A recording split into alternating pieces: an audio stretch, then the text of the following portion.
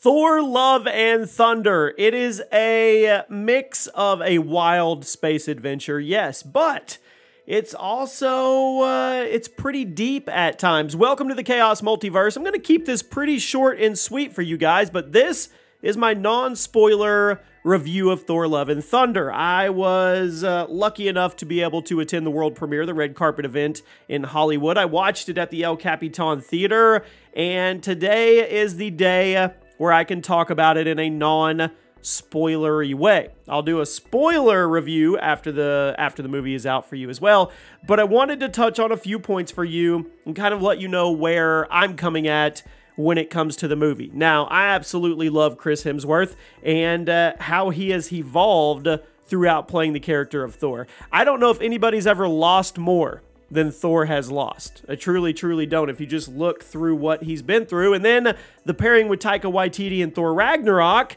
well, that just took it to a new level. So, I'm going to give you guys some thoughts. I'm not going to spoil anything, but kind of give you my angle of it to see if it's something that you would enjoy as well. And I'll say out of the gate, if you enjoyed Thor Ragnarok, you will love this movie. And everybody's saying it. It's Thor Ragnarok 2.0. It's Thor Ragnarok with all of the rules taken out. They let Taika have free reign. It is a wild space adventure. There is no doubt about it.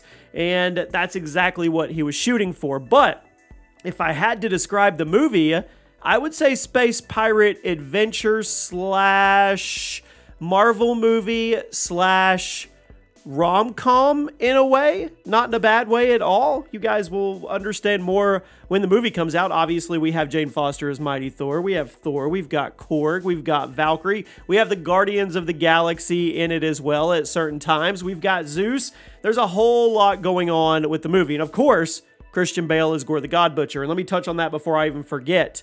He knocked it out of the park. I don't think he got enough screen time. I think it could have served the movie even more if he had more screen time and it was more fleshed out, because he was absolutely phenomenal. His range is just off the charts. You guys will probably really enjoy Gore the God Butcher. Now, if we're talking about pacing of the movie, I thought the pacing was done pretty well for the movie. It's under 2 hours. There's a lot going on. There's a lot of action in this movie as well. And some of the cinematic sequences, some of the action and fight scenes are some of the best I've ever seen in a Marvel movie. There was not one spot that I could spot, eagle-eye spotting, of any CGI airs or anything like that. It was phenomenal from the coming out of the gate all the way to the end of the movie. Now, I want to press, it's a funny movie. It's a very funny movie. There's a lot of jokes. They all hit really good, but there's also moments of levity and moments of seriousness and moments that you're going to be on the edge of your seat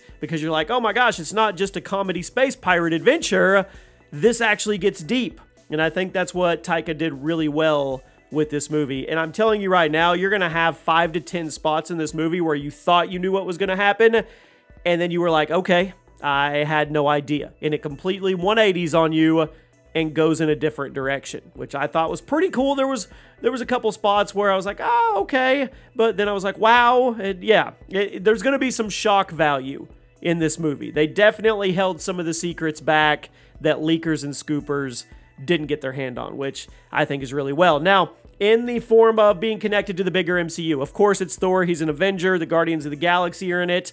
It is connected, but this is not it's not like a Doctor Strange 2 movie. This is a space pirate adventure with Thor and his friends, and it's its own singularity thing. There's no real big multiverse presence or anything like that. I mean, I can't remember if there's any big cameos. Well, never mind. I can remember. But this isn't a, oh my gosh, we're going to get 42 different cameos and it's all going to be connected to Kang the Conqueror and Loki and everything and multiverse. That's not what this movie is about. This movie is about Thor. This movie is about Mighty Thor. This movie is about Gore the God Butcher and the kind of adventure that they go on in that terms. But then again, there's spins at the end of this movie that you really, really don't see coming. You don't. Now, I will say this movie, it could potentially set up the future for Thor if there is another Thor movie. And I mean, Taika's already talked about it in interviews.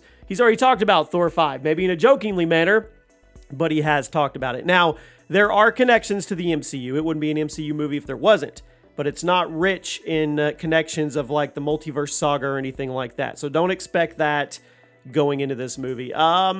That's probably about what I have. I'm not going to rate the movie yet because I'm going to go watch it again with my family this weekend. Thor Ragnarok is in my top 3. It's my top 3 best Marvel movie of all time.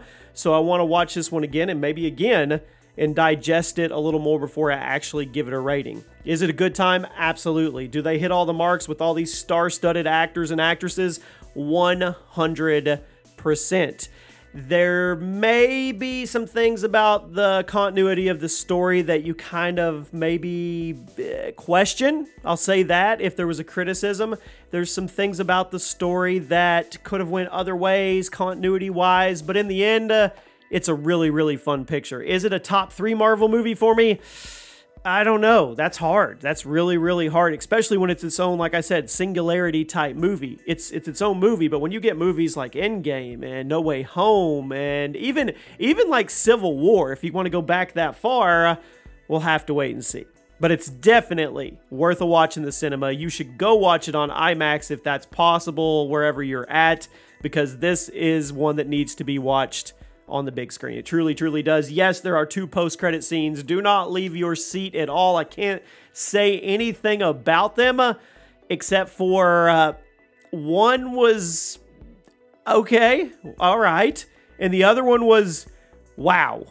Didn't see that one coming in a million years. You need to stick around for both. You definitely need to stick around for both because, like I said, it's its own movie. There's no multiverse stuff, but there are connections and buildups in this movie that connect to the future of the MCU. They did it in a really subtle way. It just made sense. It made sense. You need to stick around for both. This is not a Marvel movie where one of them is a throwaway mid-credit scene and the other one is the one you have to stick around for. You need to digest both of these post-credit scenes fully. And of course, we'll talk about those. We'll break those down once the movie's out as well. So there you go. Super, super fun movie. It was an amazing experience walking the red carpet and seeing all the actors and actresses and getting to watch this in the El Capitan Theater. It was a once-in-a-lifetime thing. So thank you to all of you that watched the videos. I mean, you directly contributed to that. And if you go watch it this weekend, definitely let me know what you think. The soundtrack, top-notch. And I want to say it one more time. The cinematography, the VFX, all that CGI, all that stuff. These fight scenes are some of the craziest things I've seen in a Marvel movie when it comes to just the clarity and the effects. It was really good. I'll see you guys soon.